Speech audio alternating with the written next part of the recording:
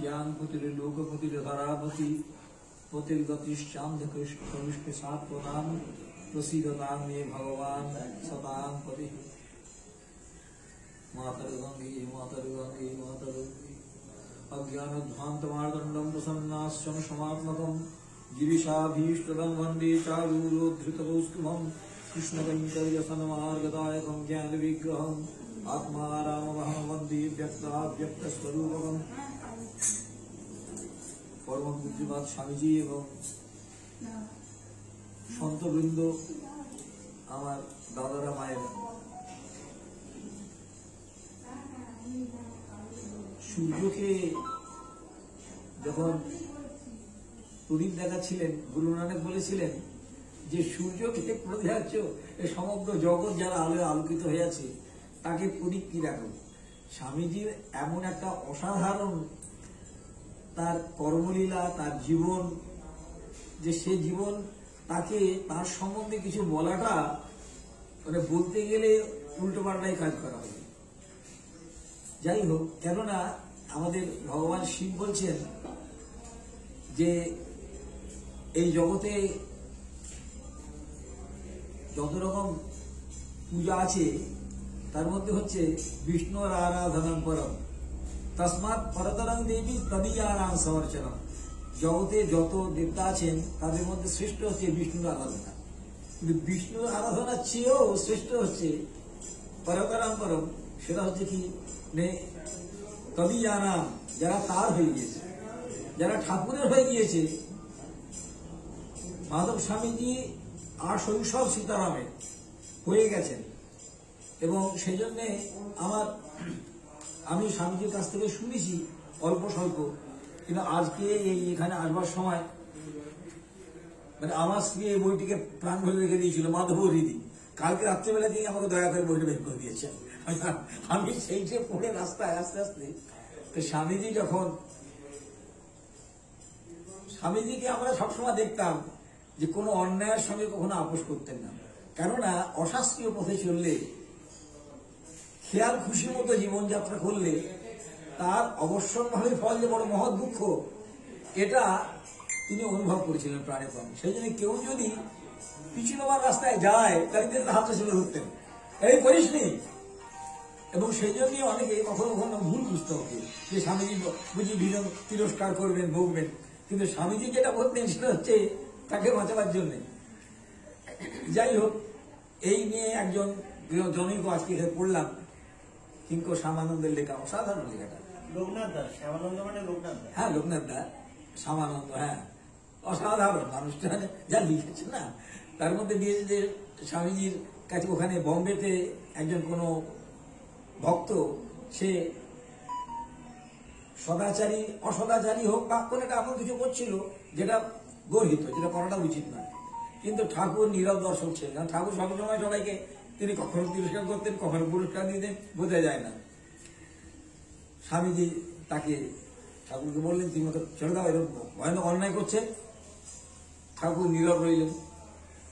শেষ পর্যন্ত যেটা হলো যে স্বামীজি মনের দুঃখে তিনি স্থান ত্যাগ করলেন, বললেন যে আমার গুরু বিশ্বময় আছে, আমি গুরু জগৎময়, আমি সবসময় পাবো, চলে গেলেন। আর ঠাকুরের কি দুঃখ, এটা শেষ পর্যন্ত যা লিখেছেন যে ঠাকুরের এত দুঃখ, তিনি একজনকে বললেন যে দেখ মাধবটা চলে গেল। তারপরে সে মানে দুঃখ যদি কারোর সঙ্গে ভাগ করে নেওয়া গেল দুঃখটা কমে যায়। যাই হোক, তারপরে স্বামীজি কিন্তু থাকতে পারলেন না, ঘুরতে ঘুরতে দিন 15 পরে সেই বৃন্দাবনে পৌঁছে গেলেন, যে ঘটনার কথা বললেন। এবং ওই বৃন্দাবনের মন্দিরটা অসাধারণ, ওটা হচ্ছে স্বামীজির এবং সীতারামের মিলন ক্ষেত্র বটে, এবং সেখানে আরো অনেক ছোট ছোট ঘটনা ঘটেছে। তো যাই হোক, তো স্বামীজি সেখানে গিয়েছেন, গিয়ে আছেন। এমন সময় ঠাকুর তিনি ঘুরতে ঘুরতে, ঠাকুর সীতানন্দ ভগবানজি তিনি সেখানে পৌঁছেছেন, এবং পৌঁছে গিয়ে তখন উনি জানতে পারলেন যে এখানে মাধব স্বামী আছে। তার মনে মনে খুব আনন্দ হয়েছে। ঠিক আছে, মানে মাসকুলের পাখি জাহাজে যখন উড়ে যায় অনেক ঘুরে ঘুরে এসে আবার মাসকুলেই এসে বসে, এটা শ্রীরামকৃষ্ণদেবের কথা। তো উনি আবার ফিরে এসেছেন। এরপরে দুজনে যখন নিভৃতে মিলন হলো তখন দুহু করে দুঃখ কাঁদে অবশ্য হইয়া, মানে দুজনে সে এমন কাঁদছেন, দুজনকে জড়িয়ে ধরেছেন, আর দুজনকার চোখের জলে দুজনেই ভেসে যাচ্ছে। আমাদের যখন গোপিনীরা তারা যখন শ্রীকৃষ্ণের কাছে এসছেন এবং ভগবান শ্রীকৃষ্ণ যখন যজ্ঞপত্নীদের কাছে গিয়েছেন, যজ্ঞপত্নীরা তারা কিন্তু গেল, ঋষিরা গেলেন না, যজ্ঞপত্নীরা গেলেন এবং শ্রীকৃষ্ণকে এবং সখাদের সমস্ত খাওয়ালেন দাওয়ালেন, খুব আদর যত্ন করলেন। তারপর কৃষ্ণ বলেন তোমরা বাড়ি ফিরে যাও। ওরা বললেন যে আমরা বাড়ি ফিরে গেলে আমাদের স্বামী আমাদের নেবে কেন? যদি বলতো যে আমরা বাড়ি ফিরে যাবো না, তাহলে ভগবান করতে যাই না, কিন্তু বলে আমরা বাড়ি ফিরে যাবো কি করে? বলে ও আচ্ছা সে ব্যবস্থা করে দিচ্ছি। আর তোমাদের মনে যে ক্ষোভ হয়েছে, ন তথা সন্নিকর কেনা প্রতিয়াত তত গৃহান, আমার কাছে থেকে যে ভালোবাসা হয় তাকে দূরে থাকলে প্রেম বাড়ে, দূরে যা। আমার এটা পড়ে মনে হচ্ছে যে স্বামীজি যে দূরে চলে গেলেন, তার মনের মধ্যে যে একটা অসাধারণ একটা আলোড়ন হলো, এবং তারপরে দীর্ঘকাল পরে এই 15 দিন, তার কাছে 15 দিনটা 15 বছর না 15টা যুগ, এবং তারপর ঠাকুরের সঙ্গে মিলন, এক অদ্ভুত ব্যাপার। স্বামীজির বিভূতি বা অন্য সব কথা বলতে গেলে কিছুই নয়, মানে সেই সব কথা আমরা তার কাছে কিছুই এসে যায় না। তবে একটা বলছি, এই যেহেতু বৃন্দাবনের কথা উঠলো, বৃন্দাবনে একটা গাছ ছিল, সেই গাছটাকে সবাই কেটে ফেলছিল। সেখানে তিনি এসে হঠাৎ রাত্রিবেলায় দেখলেন যে কেটে খাওয়ার কথা। একজন সাধু এসে বললেন যে আমি আর 7 দিন পরে চলে যাব, আমাকে কাটতে হবে না। বারণ করে দেওয়া হলো গাছ কেটো না, সেখানে আশ্রম বাড়ানো হবে। 7 দিন পরে দেখা গেল সে গাছটা আপনা থেকেই শুকিয়ে গেল। মানে ওখানে বৃন্দাবনে যারা সব গাছ আছেন, বৃক্ষ আছেন, সমস্ত সাধুরা মহাত্মারা, তারা কিন্তু সকলেই বিভিন্নভাবে এসছেন ভগবানের সেবা করতে। আমাদের বৃন্দাবনে যারা যারা গাছ পালা পশু পক্ষী কীট পতঙ্গ সবই কিন্তু শ্রী ভগবানের সেবা করতে এসছেন।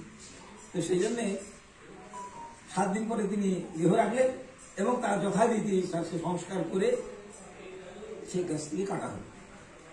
স্বামীজির এরকম অনুভূতি। আমার এটা খুব ছোটখাটো হলেও শ্রীমদ রবীন্দ্রমোহন, মানে আমাদের যারা যিনি প্রতিষ্ঠাতা, তার 2 পুত্র, নারায়ণ কৃষ্ণ সেনগুপ্ত আর ডক্টর গোপাল নারায়ণ সেনগুপ্ত, দুজনে মিলে আমরা তাদের সঙ্গে বৃন্দাবনে গিয়ে আমরা খুব আনন্দেই আছি, সাধু সঙ্গে চলছে। ইতিমধ্যে একদিন স্বামীজি আমাদের নেমন্তন্ন করলেন, স্বামীজির এখানে আশ্রমে গিয়ে ওখানে ওই ভগবান শ্রীকৃষ্ণের মন্দিরে আমাদের প্রসাদ দিলেন। সবাই খুব খুশি, সকালবেলা পুজো করে সবাই ছুটলো। আর সেখানে আমার যিনি গৃহিণী, তার হলো পেট খারাপ। এরকম তার আমি কোনোদিন দেখিনি। এমন পেট খারাপ হলো যে সে বেলা 12টা 1টা অবধি সে মানে ছটফট করছে, তার পেট যন্ত্রণা, কষ্ট হচ্ছে খুব। প্রায় 1:30টা নাগাদ সে সব ঠান্ডা হয়ে গেল। আমি কোনো রকমে একটা জায়গায় আমি অপেক্ষা করে খেয়ে দিয়ে থাকলাম, আর কি করি। 1:30টা নাগাদ সে বললো চলো, যখন স্বামীজি বলেছেন একবার আশ্রমে যেতে, তুমি যেতে পারবে? বললে হ্যাঁ পারবে। স্বামীজির কাছে গেলাম, স্বামীজি তো গেটে যেতে খপ করে ধরলে, আয়। আনন্দ স্বামীজির ভয়ঙ্কর পেট খারাপ হয়েছে, সেই জন্য ও ঠিক আছে, আয় বস, খেতে বস। আরে খেতে বস মানে আচ্ছা আমি যেতে, ও বস বস। আমার স্ত্রীকে বসালেন পাশে, বসিয়ে তাকে যা খাওয়ালেন, আমি তো তাকে কোনদিন এত খেতে দেখিনি। আরো দে আরো দে আরো দে করে সে বললো যে তার কিছু হলো না। মানে একটা ছোট্ট সাধারণ, এটা খুব সাধারণ, কিন্তু আমাদের শরীরটা আমাদের কাছে বড় প্রিয়। তো আমি আমার চোখের সামনে দেখেছি এটা যে স্বামীজির মানে বিভূতি বেশি কোনো সন্দেহ নেই। তারা ইচ্ছা মাত্রে ওষুধটাও সারলো এবং ওই রকম খেয়ে সে দিব্যি সুস্থ থাকলো। প্রসাদ তো স্বামীজির সামান্য একটা ক্যাজুয়াল কথা, এই ক্যাজুয়াল কথাটাও কি যে সাংঘাতিক সে ভাবতে পারে। যাই হোক, তো স্বামীজি প্রয়াগে বহুবার গিয়েছেন। আমাদের বাড়িতে বহরমপুরে যখন গিয়েছেন, তখন বহরমপুরে আপনি এই প্রয়াগে আপনার সঙ্গে স্বামীজি প্রথম দর্শনটা, ও সেটা বলবো, হ্যাঁ। তখন আমি কলেজে পড়ি, বিএসসি পড়ি, মানে আমার বয়স হয়তো 17-18 বছর বয়স। হঠাৎ শোনা গেল যে তারিণী শঙ্কর চক্রবর্তী, তিনি ওখানে নর্দার্ন ইন্ডিয়া পত্রিকা তার একজন বেশ কর্তব্যক্তি ছিলেন, ঠাকুরের শিষ্য। তিনি বললেন যেখানে কিঙ্কর রোমানন্দ আসেন, তিনি কিন্তু ওই নাজলে খান না কি বলে ওখানে এই ভাষায়, জানি মানে তিনি ত্রিবেণী সংগ্রামী অবস্থায় আছেন। তো তার কালকে শেষ দিন এই এই এই সাধনা, তো ওকে কিছু পোশাক আপনাদের এখানে পাঠাতে পারে, রান্নার ব্যবস্থা করতে। আমার প্রতি নির্দেশ হলো, ডাক্তার নলিনীরঞ্জন সেনগুপ্ত আমার মেজবাবু বললেন যে তুই যা। আমি এটা মোটামুটি আন্দাজ করে, ত্রিবেণী ক্ষেত্র তো হচ্ছে সুবিশাল, যাই হোক আমি কিন্তু পৌঁছতে পারলাম। রাত্রিবেলা দরজা ছেড়লাম, ফাঁকা, গিয়ে দিকে একটা প্যান্ডেলের কোণে ওইখানে একজন বসে সাধনা করতে, ঠাকুরকে ডাকছেন, প্রার্থনা করছেন। আমি গিয়ে বললাম যে এরকম আপনার জন্য এই সমস্ত এই সিঁড়ে এনেছি, চাল ডাল জিনিসপত্র। উনি আমার দিকে তাকালেন, তাকিয়ে আবার আমি দিয়ে চলে এলাম। এবার রাত্রিবেলায় পাড়ুটি যখন আমরা খেতে বসতে যাবো, হঠাৎ দাদু জিজ্ঞেস করলেন, হ্যাঁ রে ওকে দিয়ে কি করছিলেন? আমি দেখলাম উনি এরকম বসে আছে, চুপ করে ধ্যান অনুমান হলো। তো তাহলে ওর কিছু রান্না বান্নার ব্যবস্থা দেখলি? আর না তো উনুন দেখলি? আর না তো সে কি রে, তাহলে রান্না করে খাবে কি করে? আবার ছুটলাম সেই সাইকেল করে ঠান্ডার মধ্যে। আমাদের ঠান্ডা মানে মালুম পাইয়ে দেবে আপনাকে, বাংলাদেশের ঠান্ডা অবস্থার আগে। সেখানে গিয়ে আবার দরজা খুললাম, গিয়ে বললাম, স্বামীজি আপনার এই রান্না করবার জন্য এই কাঠ, এই দেশলাই সব। উনি আমার দিকে তাকালেন, আবার সোজা, আচ্ছা লোক ভাই, এর কোনো চালাও নেই, শব্দ নেই, যাই তারপরে চলে না। এরপরে অনেকদিন পরে 1972 সালে, এটা এই ঘটনাটা হচ্ছে ধরে নিন 1963 কি 64 খুব জোর। আর তারপরে 72 সালে ডাক্তার নিরঞ্জন দেহ রেখেছেন। আমি ঠাকুরের কাছে তখন উপেন্দ্রমোহন শতবার্ষিকী হবে বলে বহরমপুরে আমি ঠাকুরকে নিমন্ত্রণ করে দিয়েছি, ঠাকুর সীতারাম সংক্রান্ত। তো আমাকে লোকে বলবো ওই ভদ্রেশ্বরে আছে। আর আমি হচ্ছি চিরকালী এলাহাবাদের মানুষ, আমার পক্ষে ভদ্রেশ্বর আর বঙ্গের একই কথা। আমি ট্রেনে উঠে ভদ্রেশ্বরের একটি স্থানে নামলাম, নেবে ওইখান থেকে এই আশ্রমে এলাম। এসে এই ওরা বলে যে না উনি এখানে নেই, উনি চন্দননগরে চলে গেছেন। এখান থেকে চন্দ্রনগর আরো কটা স্টেশন পরে আবার গিয়ে চন্দননগরে নামলাম, চন্দননগরে গেলাম, ঠাকুর সেখানে আছেন। যেতেই তো সে আমাকে কঠোর ভাবে, এখন নয় বলে আটকে দিল, যা আটকে দিল। আমি তা যেতে পারি না। আর ভাই তো ওর সঙ্গে সঙ্গে কথা ছিল, তো আমি তো কলকাতা থেকে এসেছি। হঠাৎ দেখি সেই যে কঠিন হস্ত যে আমাকে আটকে রেখেছিল, সেখান থেকে আর একটা হাত চলে এসেছে, যে খপ করে হাত ধরেছে, ধরে টানছে, চলে যায়। আমি যে আপনি আমাকে চেনেন? তিনি আমাকে প্রয়াগে সেই সমস্ত শিলে পৌঁছে দিয়েছিল না? আপনি চিনতে পেরেছেন, আপনার মনে রেখেছেন? এটা প্রায় অসম্ভব ব্যাপার। কত লোক আসে, কত লোক যায়, উনি প্রয়াগে আমাকে 100 লোক দেখেছেন। সেইখান থেকে আমি চন্দননগরে এসেছি, উনি সেখানে আমাকে ধরে উদ্ধার করলেন। হ্যাঁ, এবং স্বামী সেই বজ্রমুষ্টি ধরে আমাকে চলে গেলেন।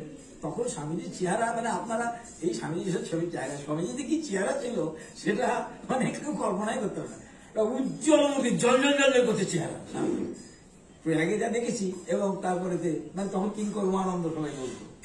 তো স্বামীজি নিয়ে গেলেন, ঠাকুরের কাছে গেলাম।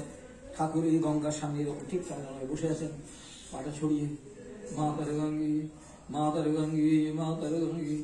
আমি গিয়ে বললাম যে ডাক্তার নলিনীরঞ্জন দেহ চলে গেছে, তো আমাদের তো উপেন্দ্রমোহন শতবার্ষিকী বহরমপুরে আমি রামানুজাচার্যকে আরো অনেক সাধুদের বলেছি, বললাম আপনি যদি দয়া করে যেতে পারেন।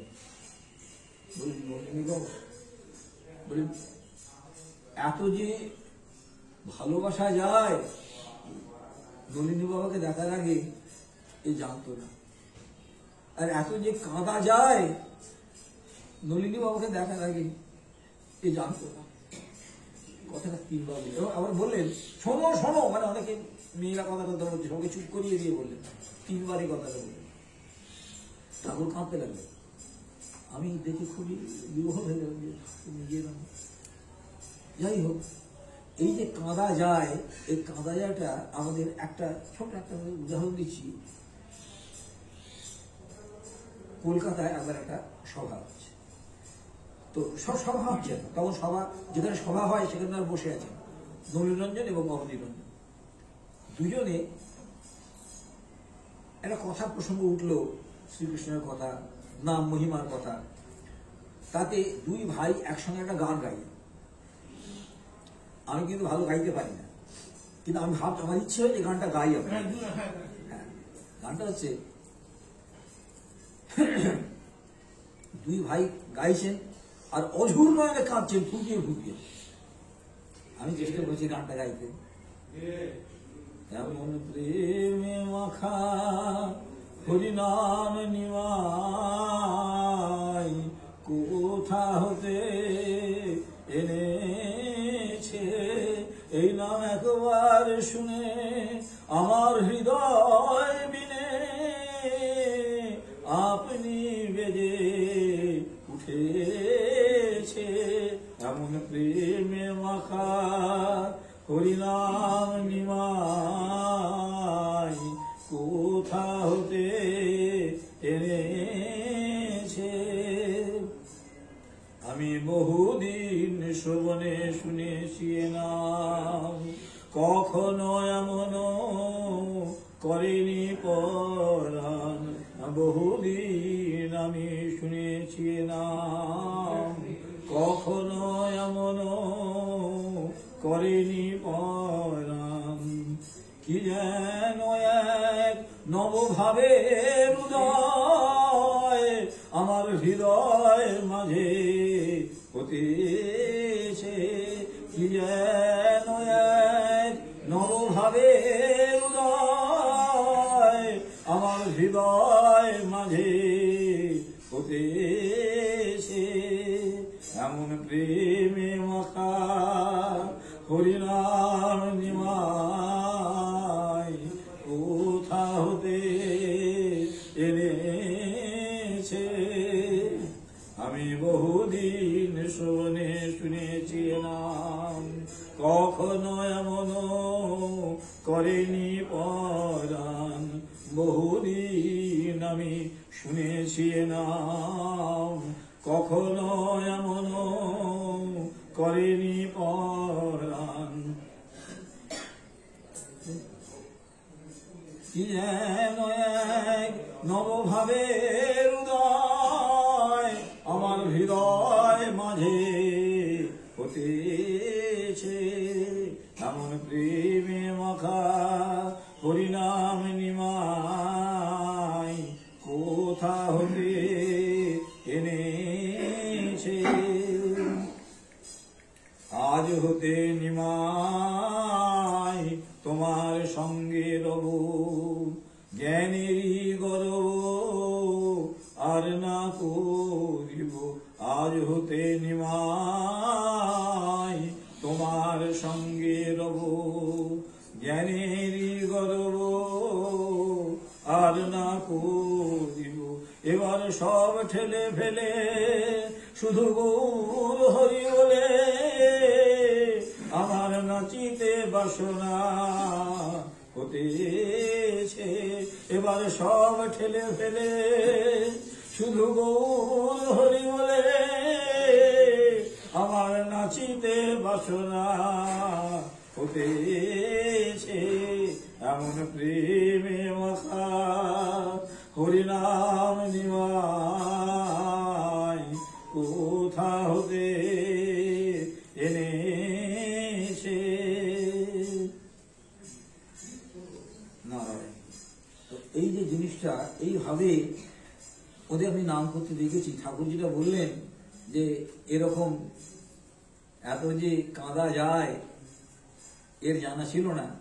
কারণ 1972 সালে যখন ভয়ঙ্কর বাংলাদেশের ওপর অত্যাচার চলছে এবং খান সেনা, সে প্রচন্ড অত্যাচার। তখন আমাকে দাদু বললেন যে চল বিভিন্ন সাধুদের, যা অনেক এরা কিন্তু সৃষ্টির স্থিতি প্রলয় করতে পারেন, ভারতবর্ষের সাধু, কিন্তু এদের এই যে কাজে লাগানো ভগবানের কাজে, এই যে করা যায় দরকার কি করে করে, চল করুণাময় সরস্বতী কাছে গেলাম। তাকে গিয়ে বললেন যে করুণাময় সরস্বতী নাম জানে হয়তো, একবারে মা সরস্বতী বরপুত্র, যে কোনো কথা বলতে গেলে হ্যাঁ শাস্ত্রে আছে, তৎক্ষণে বলবে। বলে যে পাকিস্তান আছে, হ্যাঁ উৎপাত পাকা জানি তার চণ্ডীতে আছে পাকিস্তানের কথা। মানে যে কোনো প্রশ্ন বলে উনি তৎক্ষণাৎ শাস্ত্রের কোনো জায়গাটা উত্তর দিয়ে দেবেন। উনি ওকে বললেন যে আপনি আপনি বলেছিলেন যে এই যে মানুষের এত দুঃখ, তো নারায়ণকে তুলসী দিয়ে সব সমস্যার সমাধান হয়, তা আপনি যদি কিছু করতে পারেন? হ্যাঁ পারি, আচ্ছা করবো। এই উনি কথা দিলেন, আমাদের সেখান থেকে বেরোলাম, আরো অনেক জায়গায় যাওয়া হলো, সব সাধুদের সমস্ত বলা হচ্ছিল। এই সময় মানে এরপরে ঠাকুরের সমস্ত লীলা কথা অনেকেই জানেন, যে মেজদাদুর ওই কান্না দেখে, মনোরঞ্জনের কান্না দেখে ঠাকুর স্থির থাকতে পারতেন না। যারা চিঠি লিখলেন, চিঠিটা আমারই হাতে, যে বাবা তুমি আর কেঁদো না, তোমার চোখের জলে ঠাকুর স্থির থাকতে পারছেন না। সেই ঠাকুর হাতে একটা ছোট একটা চিঠি, ইনি যে এখানে কাঁদছেন, ঠাকুর ওখানে বলছেন তুমি এত কেঁদো না, ঠাকুর স্থির থাকতে পারছেন না। এইরকম ঘটনা ঘটেছে। একবার আমি মনে আছে এই এখানে দীক্ষিতে গিয়েছি, মানে এটা পটভূমিটা অনেক বড়, দীক্ষিতে গিয়েছি। আমাকে মনোরঞ্জন, তখন আমি এমএসসি পড়ি কলকাতায়, 1964 সাল। আমাকে বলে 65 সাল, আমাকে নিয়ে বললেন যে হ্যাঁ একজন সাধু আছেন, তার কাছে গেলে তাকে লোক, যেমন ফুটবলের মাঠে যেরকম লোক খেলা দেখতে যায় সেরকম লোক হয়, প্রচন্ড ভিড় হয়, সে সাধুকে দেখবার জন্য এরকম ভিড়, তুই যাবি আমার সঙ্গে? হ্যাঁ যাবো। চলে গেলাম। আর সে মনোরঞ্জনকে যাবো কি, মানে তখন হচ্ছে কি আমরা খবর পাচ্ছি যে বাংলাদেশেতে এমন কোনো হাসপাতাল নেই যেটা হিন্দু রমণীর, ধর্ষিতা রমণীর দ্বারা ভর্তি নয়। ওখান থেকে আমার এক পিসমা পালিয়ে গেল, অভয়পদ পিসমা, তারা খুলনায় থাকতেন, তারা নদী যোগে পালাচ্ছেন, পালাতে তারা খুব বড় উকিল ছিলেন, সেই জন্য তাকে লোকে এখানে প্রোটেকশন দিয়ে আর কি তিনি আসতে পারলেন। তার কাছে সমস্ত রিপোর্ট পেয়ে মন খারাপ হয়ে গেল। আর মনোরঞ্জনের কাছে অনবরত সমস্ত লোকের খবর আসছে বিদেশ, বাংলাদেশ থেকে। চলে গেলাম ঠাকুরের কাছে, যখন নামলাম দীক্ষিতে, তখন এই মন্দির হয়নি, প্যান্ডেলে বসে আছে। গেলাম, কেউ অনেকেই সেই গেলেই যেমন হয় আর কি, স্বামী গেলে সবাই প্রণাম করতে আরম্ভ করে দিল। উনি বললেন যে বসে আমার কানটা বলে দিন, তো আমার কানটা বলে দিন। আর যারা প্রণাম করতে গেল নলিনরঞ্জনকে, নলিনরঞ্জন একটা 86 বছরের বুড়ো, তিনি যদি বলে আমার কানটা বলে দিন, তো কানটা বলে দিন। আর সে ভারতবর্ষের 1 নম্বর ডাক্তার, তাহলে লোকে আপনার থেকে সরে টরে গেল, তিনি সোজা গিয়ে মঞ্চে উঠে পড়লেন, ঠাকুরকে বললেন যে সাষ্টাঙ্গ প্রণাম।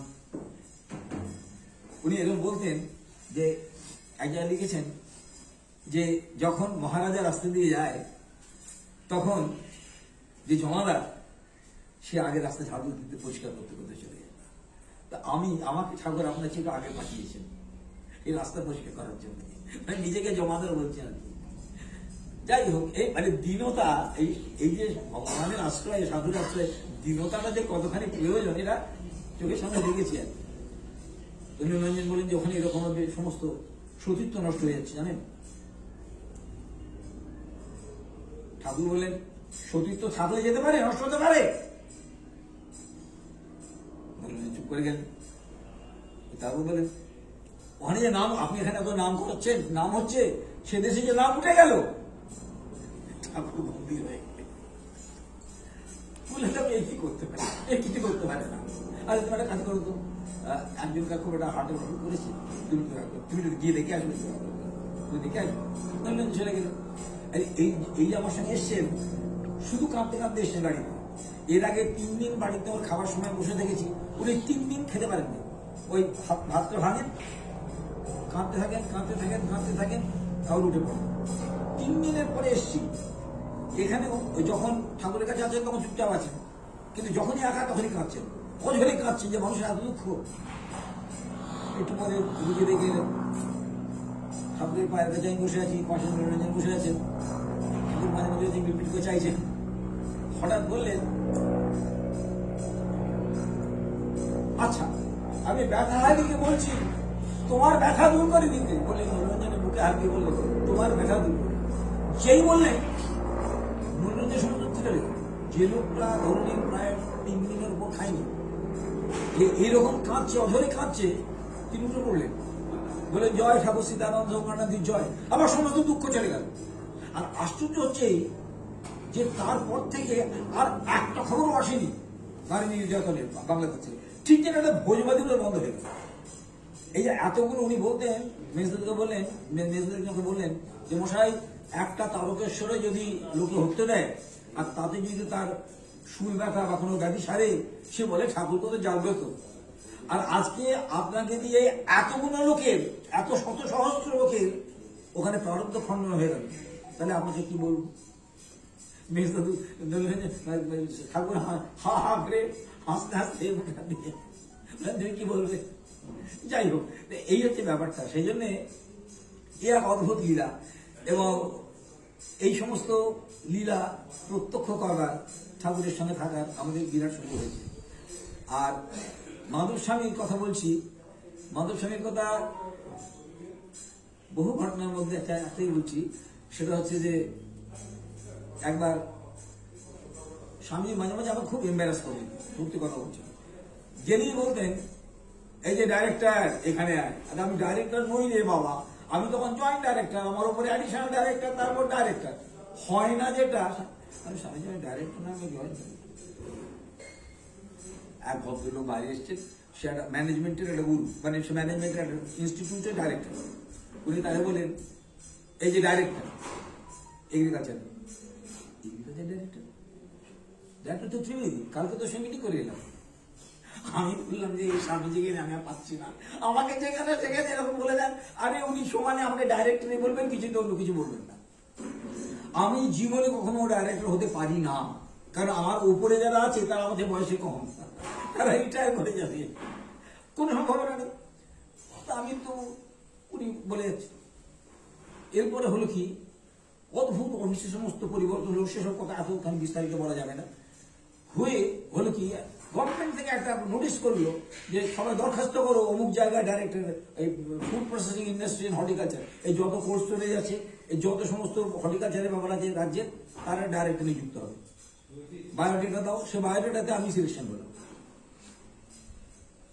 যাক, স্বামীজির কথা এটা অসম্ভব। আমার যারা সিনিয়র ছিল তারা সব অ্যাডিশনাল রিটায়ার করে গেল, আর আমি দ্বিতীয় ডিপার্টমেন্টে ডাইরেক্টর হল। এটা স্বামীজির কথা। কিন্তু স্বামীজির কথা তো সবটা সত্য, মানে উনি তো এগ্রিকালচার ডাইরেক্টর হয়েছিল। এবার হলো কি একটা ঘটনা, রিটায়ার করার আগে আমি স্বপ্ন দেখলাম, ঠাকুর আমাকে এসে বলছেন, জীবনে কখনো ঠাকুরকে ডাকি না, আর ঠাকুরকে খুব কিছু সবসময় ধ্যান করি, তাও করি না। ঠাকুর এসে বললেন, সীতানন্দ কানাদি, তোর এখনো অনেক কাজ আছে, তোর এখনো অনেক কাজ আছে, তুই মন্ত্রীকে বল। মন্ত্রী মানুষ বললাম, স্বামী মন্ত্রী বলতে কোন মন্ত্রীকে বলবো? বললেন যে কোন মন্ত্রী বলছেন রে? আমি তো বুঝতে পারছি না।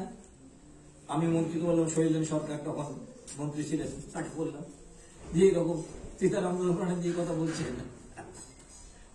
উনি হাসলেন, কিন্তু তারপরে পাঠক চাকরি আমাকে ত্রিপুরা থেকে যোগাযোগ করতে লাগলো। মাধব সঙ্গে একদিন বললেন, হ্যাঁ গো, তোমার যে ত্রিপুরায় যাওয়ার কথা ছিল সেটা কতদূর হলো? আমি বললাম, স্বামীজি 1 বছর ধরে ওরা অনবরত টেলিফোন করে, মন্ত্রী আর সেক্রেটারি কবে আসবেন, কি হবে, কিন্তু কোনো অর্ডার দেবে না। স্বামী বলে যে, ও তাই বুঝি। ঠিক 7টি দিন গেল, হঠাৎ 1 বছর পরে কি হলো না হওয়া যায় না। ইতিমধ্যে আমাকে একটা সম্বর্ধনা দিচ্ছিল, কোল্ড স্টোরেজ, পশ্চিমবঙ্গে যত কোল্ড স্টোরেজ আছে তাদের মালিকরা। সেখানে গিয়ে দেখি নরেন্দ্র আমাদের মন্ত্রী চুচুর, তিনি বললেন, আপনি ত্রিপুরায় জয়েন করেছেন? না তো, এটা আপনি কোথায় জানলেন? বলে আমরা যে বলেছি, আমি আর বুদ্ধদেব বাবু গিয়েছিলাম, একটা ভালো লোক চাইছিল, আপনার নাম বলেছি। তাই না? ওই যে মন্ত্রীকে ঠাকুর যে বলেছিলেন, মানে দেখুন এর সাথে আমার কোনো সম্পর্ক নেই। ঠাকুর যে সত্য, স্বপ্ন যে সত্য, সব সত্য। আচ্ছা, হলো কি, 7 দিনের মধ্যে আমাকে ওখানে নিয়ে গেল, এবং ওখানে গিয়ে মন্ত্রী বললেন যে এমন এখানে পলিটিক্স চলছিল, সব জায়গায় মার্কবের মানে অনেক রকম সব মধু যেখানে থাকে মধু ভাণ্ড, সেখানে বিপরে আর অনেকে চাকমা দেয় আর কি। তো সেই জন্য কিছুতেই হচ্ছিল না।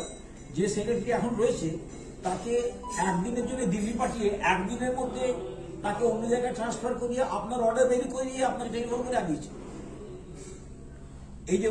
এই যে বরকর স্বামীকে বলা হয়েছিল, কি সাংঘাতিক লোক এরা, আমি লোক ছাড়া কি বলবো, রক্ত মাংসের শরীর, কিন্তু এদের ইচ্ছা করলে, এই মহাপুরুষরা ইচ্ছা করলে কি হয় কল্পনা করা যায় না।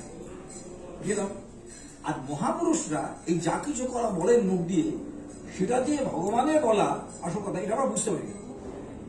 আমি ওইখানে জয়েন করবার 2-3 বছর আগে একবার দিল্লি থেকে আমাকে ত্রিপুরায় পাঠালো, যে এই খুব প্রচুর জলে কি করে ধানের চাষ হয়। আমি আবার এক সময় চুষোর দায়িত্বে ছিলাম গবেষণা, তো সেগুলো সমস্ত ওদের বলবার জন্য একটা বড় মিটিং ছিল, দিল্লি থেকে সব এসেছিল সাইন্টিস্টরা, আমিও সেখানে। সেখানে আমাকে ত্রিপুরেশ্বরী মন্দির নিয়ে গেল মায়ের কাছে, মা তো এখানে পিছনে বিরাজ করছেন। যাই হোক, তো সেখানে গিয়ে যে প্রণাম করলাম, একজন বৃদ্ধ পুরোহিতের কাছে নিয়ে গেল, এই যে স্যার এখানে এসছেন কলকাতা থেকে, ও তাহলে আপনি এখানে আবার আসবেন, আপনি আবার এখানে চলে যাবেন। আমি বললাম যে আমার খুব বেশ মনে মনে রাখবো, একই উড়ে আসতে হয়, এখানে যাওয়ার কোনো ট্রেনের রাস্তা নেই, আমি হঠাৎ এখানে মরতে আসবো কেন? ঠিক মনে মনে রাখবো। আমি দেখুন, আমি সেন্ট্রাল গভর্নমেন্টে চাকরি করি না, স্টেট গভর্নমেন্টে চাকরি করি, আমার এখানে আসার কোনো সম্ভাবনা নেই। আপনি এখানে আসবেন, আমি 2 বছর পরে রিটায়ার করে যাবো, তারপরে আর তো কিছু বলবার নেই। এতকাল পরে মনে পড়লে ঘটনাগুলো, যে মায়ের ইচ্ছে 2 বছর আগে স্বামীজি ওই যে বলেছে ডাইরেক্টর হবি, এগ্রিকালচার ডাইরেক্টর, আর এই মাধব স্বামী সব মিলিয়ে, আর ঠাকুর বলছে তোর অনেক কাজ আছে, তোর অনেক কাজ আছে, ও 2 বার বলেছেন। আমি সেই জন্য ওই একবার হলো, আর একবার আমি সেন্ট্রাল গভর্নমেন্টের কাজ করেছি। যাই হোক, কিন্তু মনে হচ্ছে কি যে এই যে সাধুর মুখ দিয়ে যে কথাগুলো বেরোয়, এই কথাটা কিন্তু সবসময় সত্য। এই মাধব স্বামীজির সঙ্গে সঙ্গ করে তার ভালোবাসার কথা চিন্তা করলে স্থির থাকতে পারি। আমার বাবা মামা অনেক ভালোবেসেছেন, কিন্তু সত্যি, কিন্তু ভালো স্বামীজির মধ্যে একটা কি ভালোবাসা ছিল, সে ভালোবাসাটা কল্পনাই করা যায়। উনি কখনো আমাকে খুব বেশি জড়িয়ে হয়েছে, খুব আদর করতে, তা না, কিন্তু উনি অন্তর্যামী করি। ওর সঙ্গে বরকর স্বামী সাহেব বলে তো বরকর স্বামী বন্ধু রাত্রে যখন হাজির হয়ে গেছেন ত্রিপুরায়, কল্পনাই করা যায় এরা কি রকম ধরনের। ঠাকুর সীতারাম দাসের যারা সামান্য কৃপা প্রাপ্ত, তারা ত্রিভুবন জয় করতে পারে, আমাদের কল্পনা করতে পারে। আর এই মাধব স্বামীকে স্মরণ করে গেলে আমার খুব বেশি বাক্য সাজে না, কিন্তু মাধব স্বামীর মধ্যে একটা আজকে যেহেতু লোক কম রয়েছে, আমি সেই জন্য আরেকটি ঘটনা বলে আমার কথা শেষ করি। এই ঘটনাটা কিন্তু শুনতে খুব ভালোবাসতেন বলে ঘটনাটা বলছি। কারণ শাস্ত্র পথে চলা উচিত, শ্রী ভগবান মালিক, শাস্ত্রই হচ্ছে ভগবত বাক্য, এবং শাস্ত্র পথেই চলা উচিত, অন্য কোনো পথে নয়। কারণ শাস্ত্রের পথ হচ্ছে রাজপথ, কুসুমাস্কৃত রাজপথ ঠাকুরের ভাষায়। তো সেইখানে অর্জুন মিশ্রের ঘটনা বলে বিশেষ করি। অর্জুন মিশ্র তিনি উড়িষ্যায় একজন খুব ভক্ত ছিলেন, এবং তিনি গীতার সবসময় তিনি গীতার ব্যাখ্যা করতেন, লিখতেন, সবকিছু করতেন। করতে করতে একদিন তাকে তার স্ত্রী এসে বললো যে ঘরে তো কিছু নেই, তুমি যাও, একটু কিছু খেতে যাও। উনি তখন গীতা পড়ছেন, উনি যে শ্লোকটা পড়ছে সেখানে গেছে, অনন্যাস চিন্তয়ন্ত মা যে জনা পর্যপাসতে তেষাম নিত্যাভিযুক্তানাং যোগক্ষেমং বহাম্যহম। আমি যে অনন্য হয়ে, অন্য মানে ঠাকুরকে ছাড়া অন্য কারো ভাবে চলবে না, যে অনন্য হয়ে আমার চিন্তা করে, এইরকম যারা আমাদের নিত্যযুক্ত সব সময় যারা আমাকে ধরে থাকে, আপনি নামে ধরতে পারেন, মননে ধরতে পারেন, স্মরণে ধরতে পারেন, কথনে ধরতে পারেন, যে আমাকে আশ্রয় করে, যোগ সেবং বহাম্যহম, আমি তাদের যোগ দিই। যোগ মানে অপ্রাপ্ত বস্তুর প্রাপ্তি হচ্ছে যোগ, আর ক্ষেম মানে হচ্ছে তোমার যা আছে সেটাকে রক্ষা করা হচ্ছে ক্ষেম। তো যোগ সেভাবে দুই দিই, যা পাসনি সেটাও দিই, আর যেটা পেয়েছি সেটাকে আমি রক্ষা করি। এই যে সাধু সঙ্গ পেয়েছি যে ছেড়ে না যায়, যোগ সেবং বহাম্যহম। উনি বলেন যে বহাম্যহম, এটা কিন্তু ভুলে গেল। ভগবান বহন করবে কি? দদাম্যহম, এটা নিশ্চয়ই লেখা বলেছে। উনি কেটে দিয়ে লিখলেন বহাম। কিন্তু বাড়ি থেকে বারবার গৃহিণীর তাড়া খেয়ে উনি উঠেই পড়লেন, বাজারে গেলেন, গিয়ে ভিক্ষে করতে গিয়ে দেখেন যে কিছুই জুটলো না। খালি হাতে খানিকক্ষণ পরে ঘেমে টেমে বাড়ি ফিরলেন। বাড়ি ঘরে ঢুকে দেখেন সামনে প্রচুর চাল ডাল জিনিসপত্র রান্না সব জিনিস হয়েছে। এ কি, এগুলো করতে গেল? ওর বউ বললো যে কেন, তুমি তো পাঠিয়েছো। আমি পাঠিয়েছি। দুটো ছেলে ছিল, যে একটা ফর্সা একটা কারোর মতো কি সুন্দর দেখতে ছেলে দুটো। তারা বললো যে স্বামীজি সমস্ত পাঠিয়ে দিয়েছে, মহারাজ মিশ্র মহারাজ আমাদের পাঠিয়েছে, সমস্ত পণ্ডিত মশাই সব পাঠিয়েছে, এই সব নামিয়ে রাখলাম। তো আমি দেখলাম তাদের বুক থেকে রক্ত পড়ছে। আমি তোমাদের বুকে রক্ত পড়তে দেখে কে বলে স্বামীজি আমাদের আহার করেছে। স্বামীজি মানে ওই বলে পণ্ডিত মশাই আমাদের আহার করেছে। পণ্ডিত মশাই? আরে মশা মারেন না, পণ্ডিত মশাই তোমাকে আঘাত করতে যাবেন বলছো কি? তারপরে বলুন, তারা চলে যাবার পর তুমি এখন এসছো, তুমি এরকম করলে ছেলে। তখন অর্জুন মিশ্র থাকতে পারলেন, চঞ্চল হয়ে উঠলেন, ছুটে ঘরে চলে গেলেন। অপরাধ করেছি, আমার ক্ষমা হোক। তখন আমি যে শাস্ত্রে যে কেটেছি, শাস্ত্র যে ভগবানের শরীর, আমি যে কলম চালিয়েছি এটা ভগবানের বুকে আঘাতের মুখে রক্ত উঠছে, তাও দেখে গেল। সেই জন্য উনি আবার নিজের লেখাটা কাটলেন, কেটে লিখলেন বহাম মেহম বহাম মেহম বহাম মেহম।